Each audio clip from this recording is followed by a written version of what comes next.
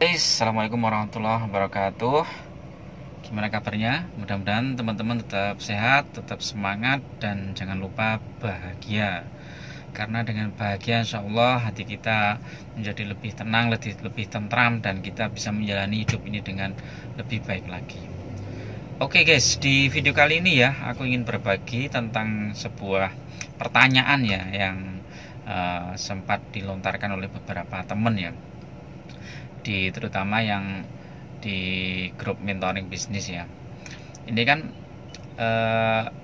apotek itu sebaiknya sewa atau punya sendiri. Nah, jadi khusus di video ini aku ingin membahas tentang bagaimana resikonya kalau sewa itu bagaimana, kalau punya sendiri resikonya bagaimana. Nah, ikuti terus video ini sampai akhir, dan bagi kalian yang ingin baru pertama kali masuk di channel ini, silahkan subscribe ya, agar channel ini terus berkembang.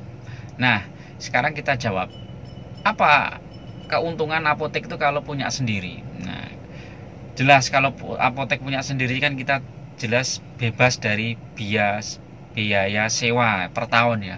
Yang biaya sewa per tahun itu kalau tiap daerah kan beda-beda. Ada yang mahal, ada yang murah gitu kan. Kalau yang daerah padat, lalu lintasnya padat, terus penduduknya juga rame, terus daerah bisnis itu biasanya mahal, sewanya mahal. Dan kalau mahal berarti target omset apotek kita itu harus tinggi. Karena apa? Ya untuk membackup biaya sewa itu. Kalau target kita rendah ya nggak bisa mencapai. Taruhlah misalnya biaya sewa per tahunnya ya misalnya 30 juta ya, berarti kan kita harus menganggarkan biaya per bulannya itu ya 30 dibagi 12 ya, sekitar berapa itu ya, 2,5-an lah ya, 2,5 juta ya. Kalau 2 juta kan 24 tambah setengah tambah 6 ya kan, sekitar 2,5 juta.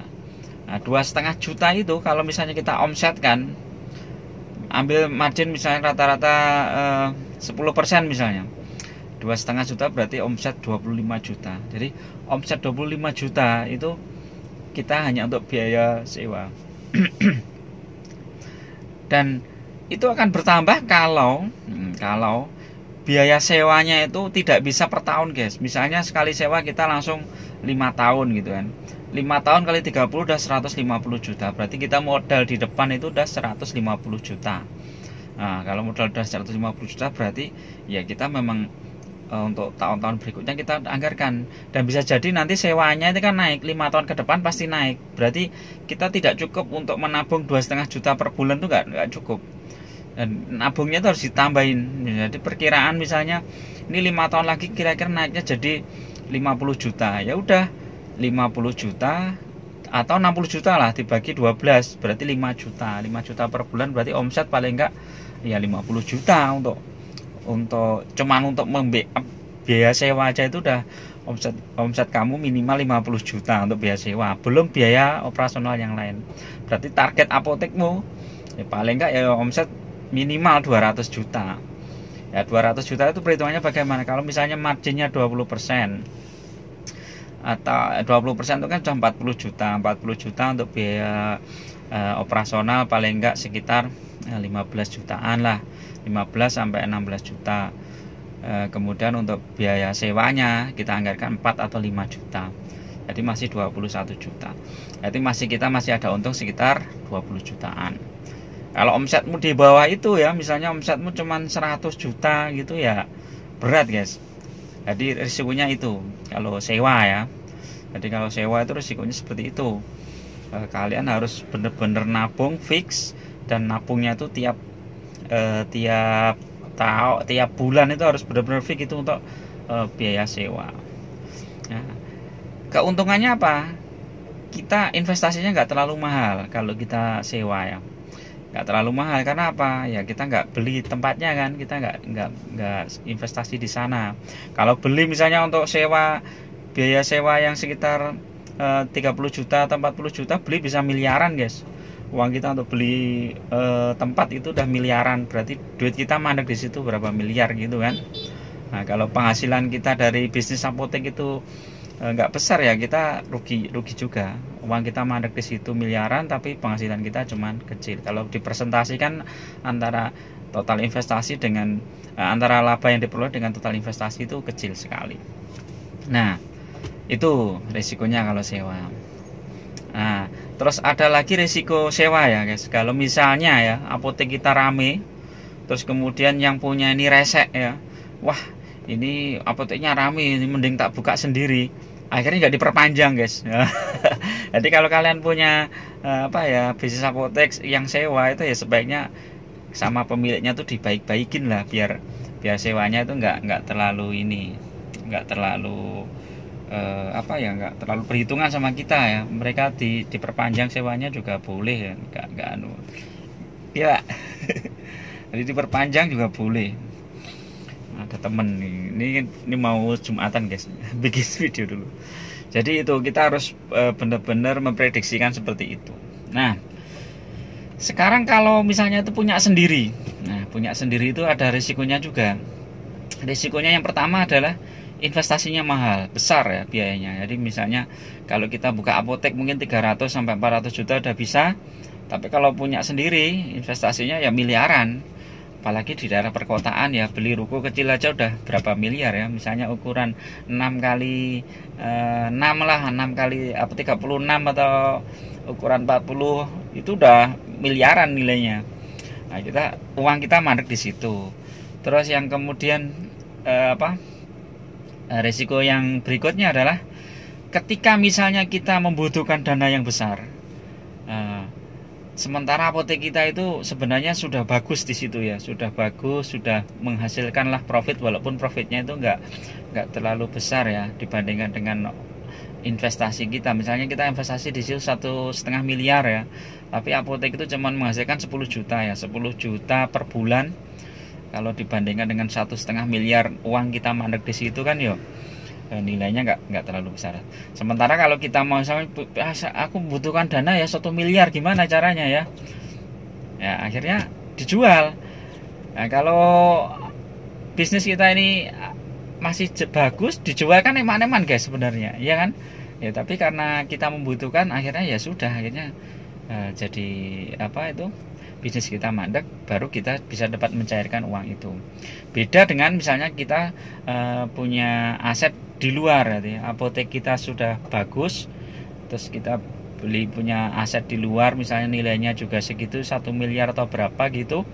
Nah, misalnya kita butuh dana yang besar, kita jual, nggak masalah, apotek tetap bisa jalan. Nah, jadi itu kelemahannya itu guys. Tapi keunggulannya ya kita nggak kena biaya sewa ya, karena punya kita sendiri kan, kita nggak kena biaya sewa. Jadi uang kita itu utuh ya, nggak kena biaya sewa per tahun ya. Misalnya sewa 100 juta atau 50 juta per tahun, itu kan lumayan. 50 misalnya kali 5 tahun itu udah 250 juta. Jadi kan itu guys. Nah sekarang pilih mana antara sewa sama